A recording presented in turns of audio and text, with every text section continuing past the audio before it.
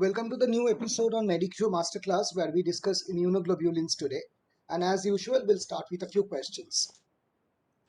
This is your first question.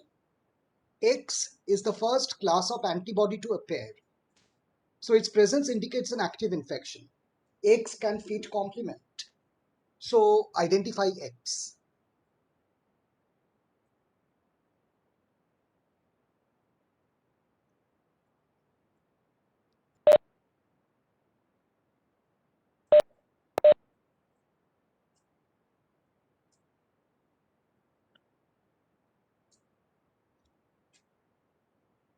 So we move on to the next question.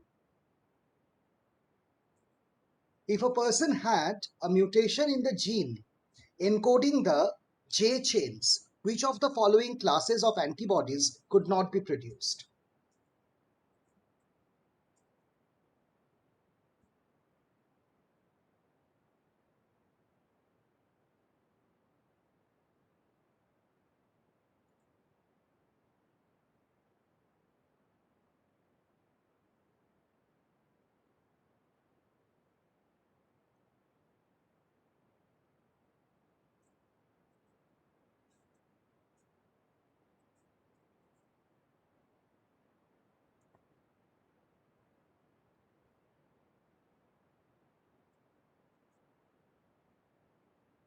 Next question. Regarding immunoglobulin G, which one of the following is most accurate? Please read the statements and then choose.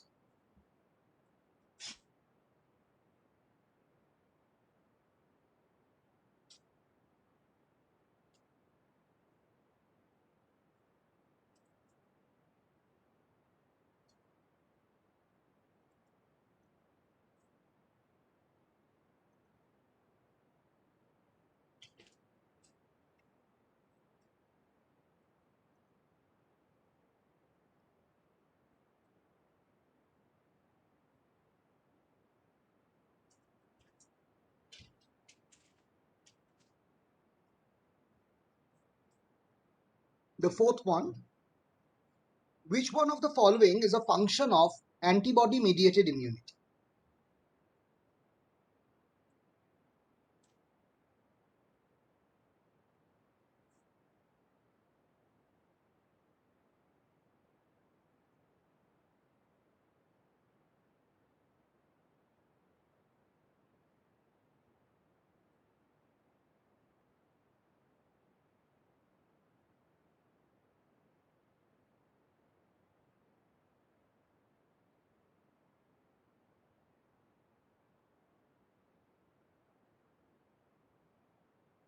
And finally, the last question, chimeric monoclonal antibodies end with which suffix?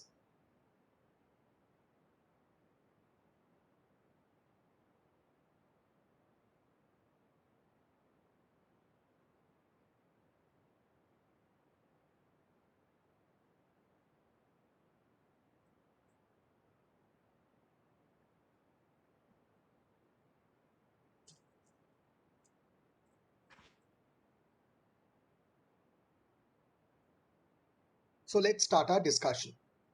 Today is a very short class. The topic is pretty short, but it's also very important because it underlies the basic understanding of the humoral response as well as the different properties of antigen-antibody reactions. Antibodies have certain unique properties. Antibodies are specialized serum proteins, and they are formed in response to an antigen, and they react specifically with that antigen or may cross-react with another antigen with similar structure. This means that it is a component of the specific immune response of the body. And the antigen-antibody reaction must be observable in some way or the other. So combining these, we can actually get the definition of antibodies. When we do a plasma protein or serum protein electrophoresis, we find that the proteins occupy various bands. The earliest band is of the lightest protein albumin, that is followed by the alpha, beta, and gamma globulins. Antibodies are large molecules and they occupy the gamma globulin band. Now, the terms antibody, immunoglobulin, and gamma globulin are sometimes used interchangeably, but honestly speaking, they are not the same term. Antibody is the functional property, that is, it reacts specifically with an antigen. That property is known as antibody. Immunoglobulin is the structure of the molecule. Any molecule with a heavy chain light chain configuration is called an immunoglobulin. For example, you must recall that some cell surface receptors, like the nerve cell adhesion molecule, can belong to the immunoglobulin superfamily. The T cell receptor belongs to the immunoglobulin superfamily. So immunoglobulin does not mean antibody. It is the specific structure or biochemical structure of the molecule, which is called immunoglobulin. And the word gamma globulin refers to the electrophoretic mobility of the molecule. So while it is true that most antibodies are immunoglobulins and most immunoglobulins are gamma globulins, but the terms may not be used interchangeably. I hope this concept is clear to everyone. Antibody is a functional or biological definition. Immunoglobulin is a structural definition. Gamma globulin is an electrophoretic definition.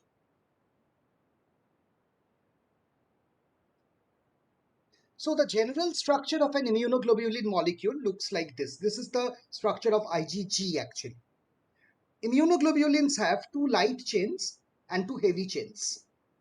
Both the chains have a constant region that specify whether it is IgA or IgM or IgG, and a variable region that binds the antigen. So the variable region is specific for the immune response, whereas the constant region is specific for the class of the immunoglobulin. Let me make it even more simple. All IgM has the same constant region, but they have different variable region based on whether they are working against influenza virus or working against HIV or working against Salmonella typhi or working against pollen protein. So variable region is antigen specific and therefore it is called the antigen binding end. The constant region is immunoglobulin class specific. And this is also a crystallizable end, therefore it is known as the FC or crystallizable fragment of the immunoglobulin. Fragmentation of immunoglobulin can be done with uh, proteolytic digestion. Pepsin cleaves the immunoglobulin below the disulfide bond. And papain, that is the enzyme obtained from papaya, raw papaya, that cleaves the immunoglobulin molecule above the disulfide bond. So we can actually get three such fragments. Now, whatever the way you fragment it, the upper end is the FAB or antigen binding fragment, and the lower end is the crystallizable fragment, also known as FC. Immunoglobulin molecules belong to five important classes: G, A, M, D, and E, and they all have unique properties. For example, IgG is the antibody of the secondary immune response. It is also the only antibody that can cross the placenta. IgA is a secretory antibody. It is secreted in the body secretions. Both IgA and G are secreted in breast milk. IgM is a pentameric molecule. It's a huge molecule, so often called a macroglobulin, and therefore it cannot cross placenta. But it has a very strong affinity to activate the complement system, which also IgG can do. IgD probably helps in B cell differentiation, and IgE has no normal function probably. It only helps in allergic reactions. So if you see the structure of the Ig molecules, IgG, these molecules are mostly monomeric. IgA can be monomeric, dimeric, trimeric, and sometimes tetrameric as well, whereas IgM is pentameric. Whenever an immunoglobulin is polymeric in nature, it is joined by a joining chain or J chain. So if the J chain is missing, IgM and IgA cannot be formed properly. Also, because IgA is secreted into various enzymatic secretion, there is a chance that it can get digested. To prevent that, the IgA which comes out in secretion has an additional protein fragment which is called the secretory piece or S piece. The circulating IgA does not have the S piece. Functionally, antibodies can belong to different categories. The antibodies that cause agglutination reaction are agglutinins. So IgM and IgG are very important agglutinins.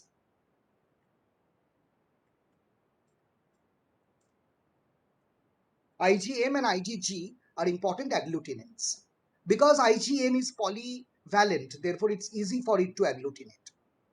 Precipitins are antibodies that cause precipitation reaction. Again, IgG and IgM are good precipitants.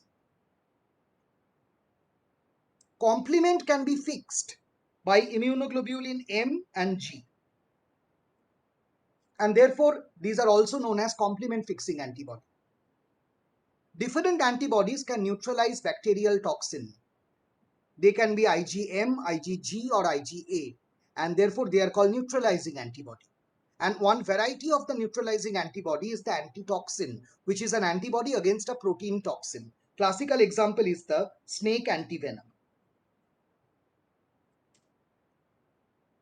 Reagine antibodies are antibodies that cause allergy or hypersensitivity. Classically, immunoglobulin E is the reagine antibody. And blocking antibodies, instead of causing immune response, they block immune response. This is probably the mechanism by which the intravenous immunoglobulin works in various diseases, by blocking immune response. So agglutinins, precipitins, complement fixing antibodies, neutralizing antibodies, antitoxins, reagin, and blocking antibodies are the functional categories of antibodies. If we compare and contrast the different properties of immunoglobulins, then you see the name of the immunoglobulin is derived from the heavy chain of the immunoglobulin. So the heavy chain of IgG is gamma, that of IgA is alpha, that of IgM is mu, that of IgD is delta, and that of IgE is epsilon. Light chain for each of them can be either lambda or kappa, but it cannot be both at the same time. If you compare the molecular weights and sedimentation coefficients, you see that the heaviest immunoglobulin is IgM. That is because it is pentameric in nature. If you compare the half-life, you can see that the longest surviving antibody in blood is IgG. IgG is also the only antibody which can cross placenta. And both IgG and IgA can be secreted in milk, and IgA, because it's a secretory antibody, can be secreted by the glands as well. So I hope this chart will help you understand the properties of the different immunoglobulins. Up to this, is this clear to everyone?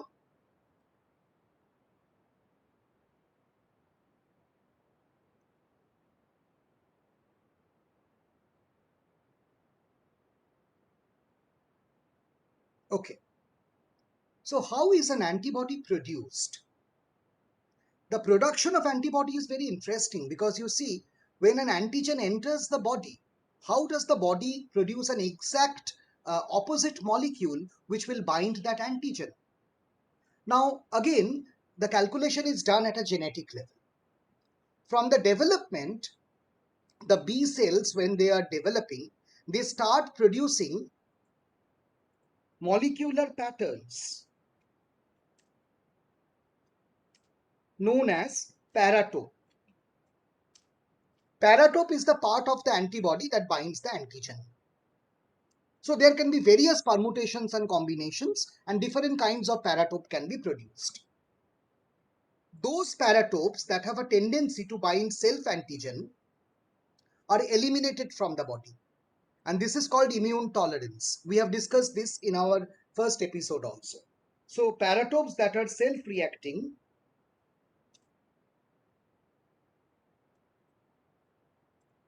are eliminated. Now the residual paratopes that are there in the body, when they accidentally bind an antigen in a rigid manner, that particular cell starts to proliferate and produce more and more antibody. But then again the question comes, how does the cell determine what kind of antibody it has to produce? This selection of the type of immunoglobulin is known as class switching mechanism. And the production of a particular type of paratope is known as the VDJ class switching. So let's understand this mechanism.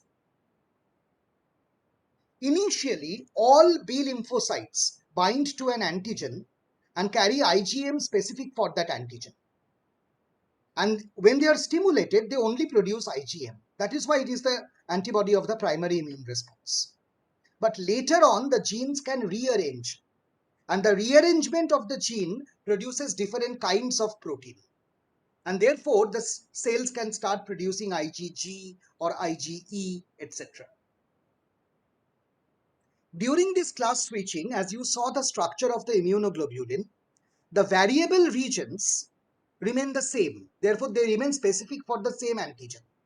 But the constant regions will change. So the constant region of the mu gene will designate the antibody as IgM.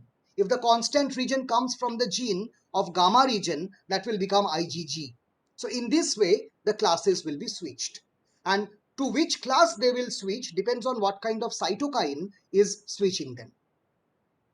So interleukin 2 causes general activation of the B lymphocyte. If no other chemical is produced, the same interleukin 2 will lead to IgM production. This is why IgM is the primary immune response antibody. It does not require any special stimulation. The same basic stimulation that causes B cell activation, that same stimulation will cause IgM formation. So no special stimulus is needed. So that is the default antibody that the body can produce. When the chemical interferon gamma is released, it causes production of IgG. Interleukin 4 causes production of IgE, and transforming growth factor beta causes production of IgA. Very little is known about IgD.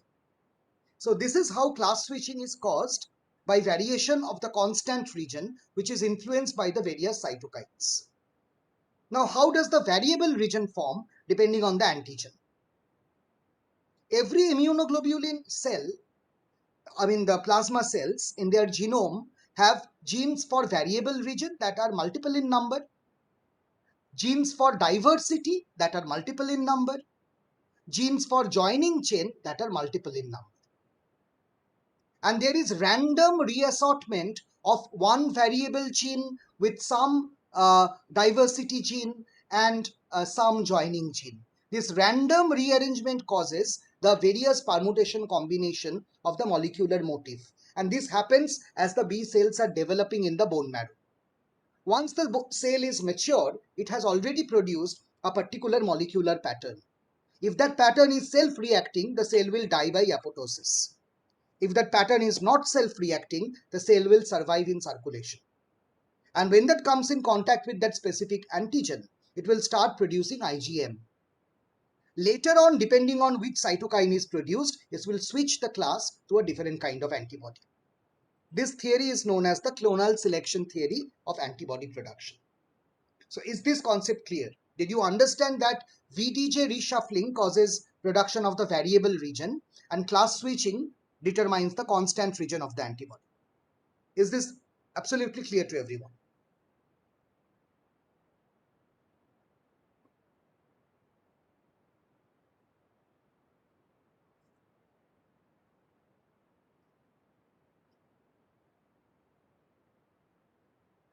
So let me repeat this part once again. Every immunoglobulin molecule, if you see, every immunoglobulin molecule has a variable region and a constant region. So the variable regions determine the nature of the antibody, to which antigen it is reacting. And the constant region determines the class of the antibody, whether it is IgG or IgM, whether it is IgA or IgE. The variable region is coded by the genes known as V, D, and J. variable genes, diversity genes, and joining genes. And the constant region is coded by specific genes of the immunoglobulin, like mu, epsilon, alpha, gamma, and delta. These are the genes that code for the classes of the antibody. So the VDJ reshuffling helps to produce a particular paratope, like antibody against Salmonella typhi, antibody against, say, influenza virus, antibody against Plasmodium vivax. And the constant region, the blue region, is coded by either mu gene when it becomes IgM, or epsilon gene when it becomes IgE, or gamma gene when it becomes IgG, or alpha gene when it becomes IgA, or delta gene when it becomes IgD. And this choice is determined by the nature of the cytokine that is released. So class switching refers to changing the type of antibody, which is done by cytokines, and VDJ reshuffling is done by the antigenic challenge or during B cell development when different paratopes are formed. And these variable and constant region together forms a functional antibody. Is this clear to everyone?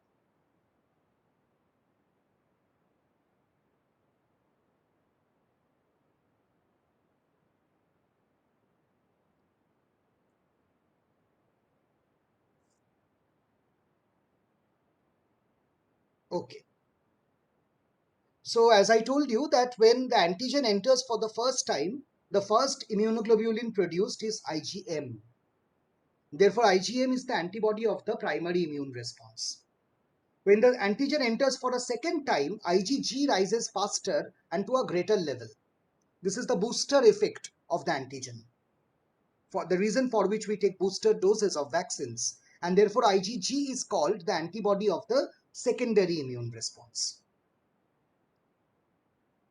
There are also various disorders of immunoglobulin, like the plasma cell disorders, like solitary plasmacytoma or multiple myeloma, where excessive light chains of immunoglobulin are produced.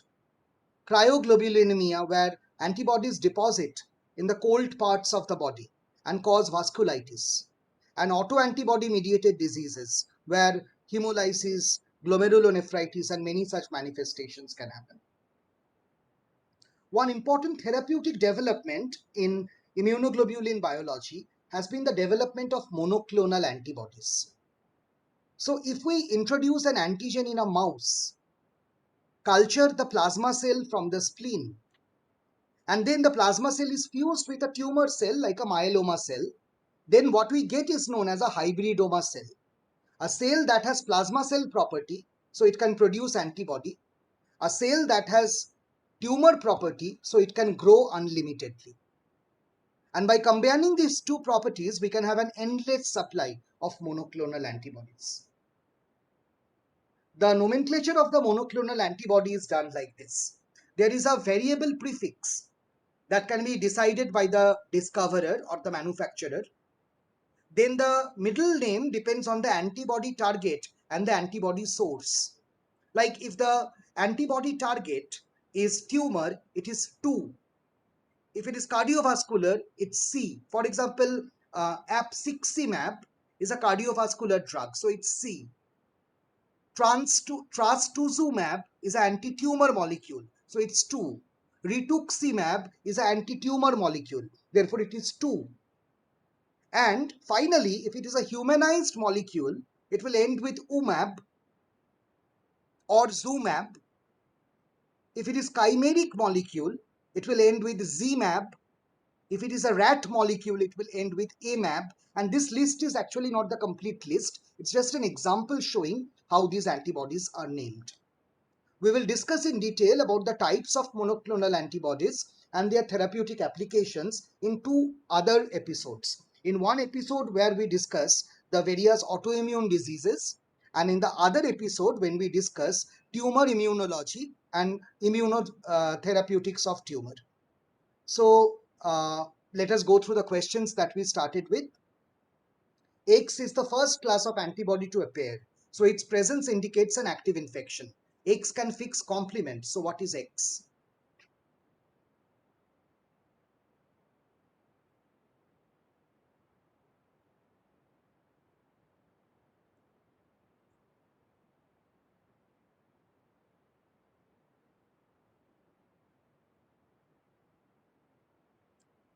So very good. X is definitely IgM. If a person has a mutation in the gene encoding the J chain, then which classes of antibody production will be affected?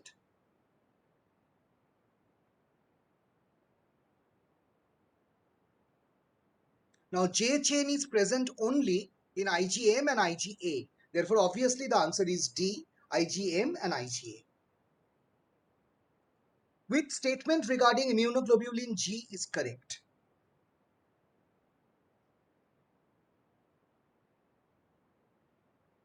Obviously, the answer is D. So, A is wrong because IgG must have at least 2 antigen binding site. B is wrong because during primary immune response, it appears later than IgM.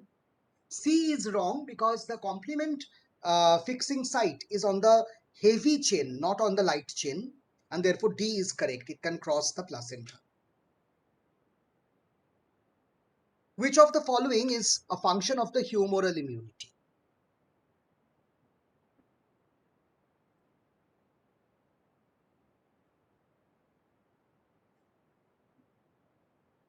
Yes, the response here will be definitely A.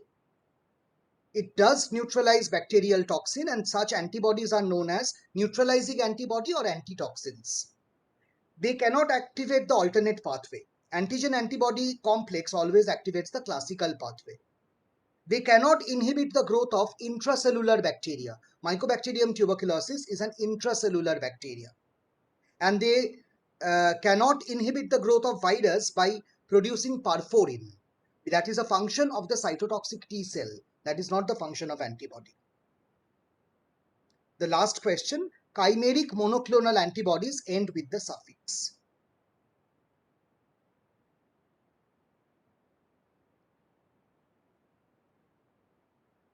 Wonderful. They end with the suffix ZMAP or XIMAP.